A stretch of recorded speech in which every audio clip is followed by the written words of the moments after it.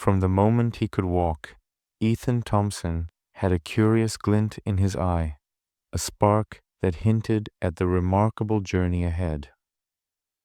Growing up in the small, rain-soaked town of Willow Creek, nestled in the shadow of towering evergreen forests, Ethan's world was one of wonder. His fascination with the ordinary, a wind-up toy soldier, a spinning top, or the gears of a broken clock, hinted at a mind that longed to unravel the mysteries of how things worked. The Thompson family home was a modest one, filled with warmth despite its creaky floorboards and faded wallpaper. It was in the dusty attic of this house that Ethan stumbled upon a relic of the past, an old, beige computer.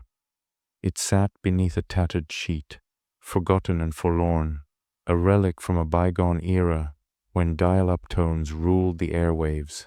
The device was a hand-me-down from his late grandfather, a tinkerer and inventor whose tales of technological wonders had once filled the family's evenings. Ethan's parents had no use for it in the age of sleek laptops and touchscreens, but to the 8-year-old, it was a treasure chest of possibilities. The computer's monitor flickered to life with a faint hum when Ethan finally managed to plug it in. The screen glowed with a grainy green hue, and lines of cryptic text scrolled across. It felt like magic, a portal to another dimension. His heart raced as he pressed the keys, exploring menus and files that hinted at the vastness of the digital world. There were programs that performed calculations, simple games coded in archaic scripts, and notes left behind by his grandfather. Snippets of ideas, equations, and fragments of code that looked like alien hieroglyphics. Ethan's initial fascination grew into an obsession. He spent hours poring over the ancient machine, teaching himself to navigate its labyrinthine menus and decipher the enigmatic symbols. The thrill of discovery propelled him forward. What others saw as a relic, Ethan saw as a bridge to a universe of boundless potential. His journey into computer science began in earnest when he stumbled upon a folder named Genesis. Inside was a file containing the source code for a simple program, a rudimentary simulation of falling raindrops. Ethan watched, mesmerized, as tiny green pixels cascaded down the screen, disappearing upon contact with the bottom. It wasn't much by modern standards, but to him, it was a masterpiece. He spent hours tweaking the code, changing the speed and patterns of the falling droplets.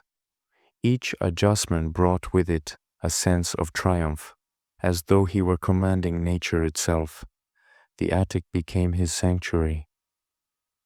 On rainy afternoons, while other children splashed in puddles or played video games, Ethan delved deeper into the mysteries of coding.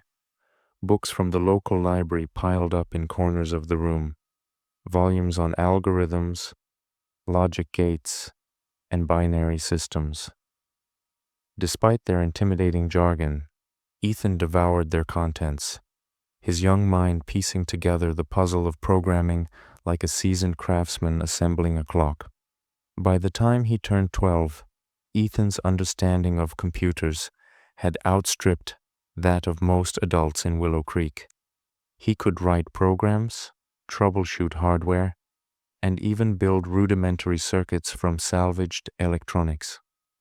The old attic computer, once a dusty relic, became his muse. Inspired by its simplicity, he created programs to solve puzzles, simulate ecosystems, and even generate music.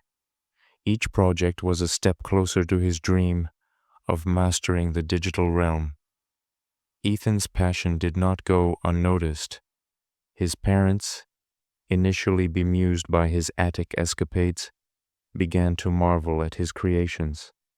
His teachers recognized his potential and encouraged him to participate in science fairs and coding competitions. Though Ethan was shy by nature, His work spoke volumes. At one competition, he presented a program that simulated the growth of plants under different environmental conditions. It won first prize, and the local newspaper ran an article about the young coding prodigy from Willow Creek. But for Ethan, the accolades were secondary to the joy of creation. He reveled in the challenge of solving problems, the satisfaction of debugging a stubborn error, and the thrill of seeing his ideas come to life on a screen. Each line of code he wrote felt like a piece of art, a testament to the power of human ingenuity. As Ethan entered his teenage years, his ambitions grew. The attic computer, once a source of inspiration, now felt limiting. He dreamed of building systems that could learn and adapt, programs that could mimic human thought. Artificial intelligence, a term he had encountered in a tattered library book, became his new obsession. The idea that machines could think, reason, and even create seemed like the pinnacle of technological achievement. To pursue his dream, Ethan saved every penny he could.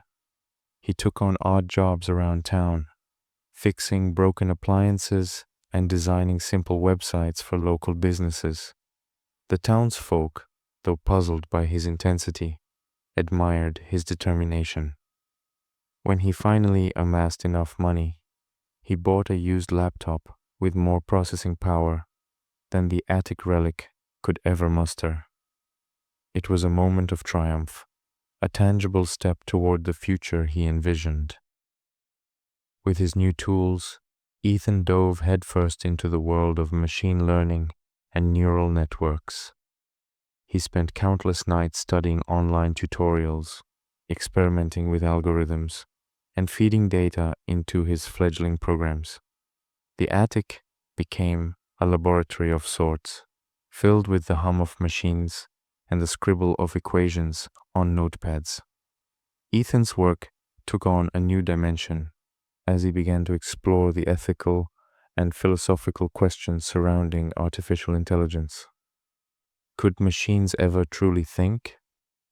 What responsibilities did creators have toward their creations? These questions intrigued and haunted him in equal measure. One project stood out among the rest, a program Ethan named Astra. It was a rudimentary AI designed to simulate conversation, learn from interactions, and adapt its responses. At first, Astra was little more than a glorified chatbot, spouting canned replies to basic queries. But as Ethan refined the code, it grew more sophisticated. It began to analyze patterns in language, predict user intent, and even generate original thoughts based on its training data. To Ethan, Astra was more than a program. It was a reflection of his own curiosity and creativity. The day Astra first surprised him remains etched in Ethan's memory. While testing the program, he typed in a question: "What makes a person intelligent?" Astra's response, though simple, struck a chord: the ability to learn and adapt to new challenges.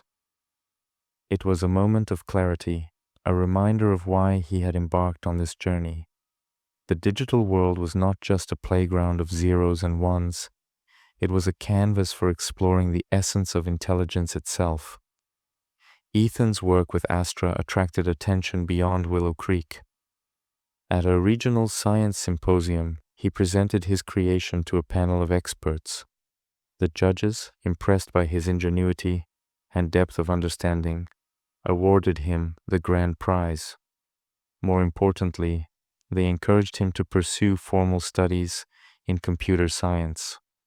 One judge, a professor at a prestigious university, offered to mentor him and provide guidance on his projects. Despite his successes, Ethan remained humble. He knew that the world of computer science was vast, filled with challenges and uncertainties.